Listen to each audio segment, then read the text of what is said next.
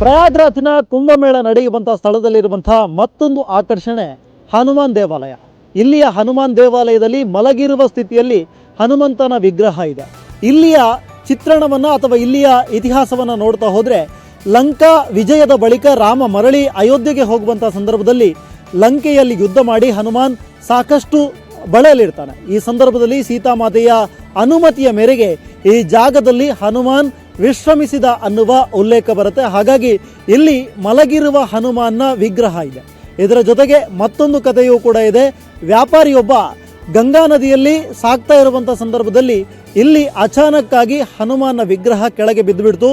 ಆ ಕಾರಣಕ್ಕೋಸ್ಕರ ಆ ನಂತರದಲ್ಲಿ ಅದನ್ನು ತೆಗೆಯೋದಕ್ಕೆ ಆಗೋದಿಲ್ಲ. ಮುಂದಿನ ದಿನಗಳಲ್ಲಿ ಹನುಮಾನ್ ಆ ವ್ಯಾಪಾರಿಯ ಕನಸಿನಲ್ಲಿ ಬಂದು ಆಂಜನೇಯನ ಮಾತಿನ ಪ್ರಕಾರವಾಗಿ ಈ ಜಾಗದಲ್ಲೇ ಆ ವ್ಯಾಪಾರಿ ಹನುಮಾನ್ನ ವಿಗ್ರಹವನ್ನು ಪ್ರತಿಷ್ಠಾಪನೆ ಮಾಡಿದ ಅನ್ನುವ ಕಥೆಯೂ ಬರುತ್ತೆ.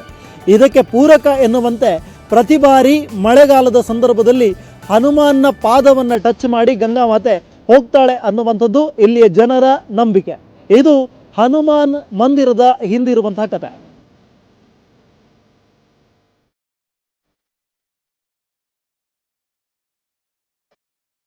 ಇದೇ ಜನವರಿ 13ರಿಂದ ಫೆಬ್ರವರಿ 26ರವರೆಗೆ ಕುಂಭಮೇಳ ನಡೆಯಲಿದೆ. 12 ವರ್ಷಗಳಿಗೊಮ್ಮೆ ಬರುವಂತಹ ಪೂರ್ಣ ಕುಂಭಮೇಳಕ್ಕೆ ಪ್ರಯಾಗ್ರಾಜ್ ಸಾಕ್ಷಿಯಾಗಲಿದೆ. ಈ ಕ್ಷಣವನ್ನು ಕಣ್ತುಂಬಿಕೊಳ್ಳುವುದಕ್ಕೆ ಈಗಾಗಲೇ ಉತ್ತರ ಪ್ರದೇಶ ಸರ್ಕಾರ, ಅದೇ ರೀತಿಯಾಗಿ ಕೇಂದ್ರ ಸರ್ಕಾರ ಸಕಲ ಸಿದ್ಧತೆಗಳನ್ನು ಮಾಡಿಕೊಂಡಿದ್ದು, ಸುಮಾರು 50 ಕೋಟಿ ಜನ ಈ ಬಾರಿಯ ಈ ಒಂದು ಕುಂಭಮೇಳದಲ್ಲಿ ಭಾಗವಹಿಸುವಂತಹ ನಿರೀಕ್ಷೆ ಇದೆ.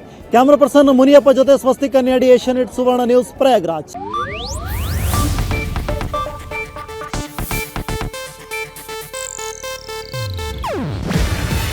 ಇದು ಏಷ್ಯಾನೆಟ್ ನ್ಯೂಸ್ ನೆಟ್ವರ್ಕ್ ಪ್ರಸ್ತುತಿ.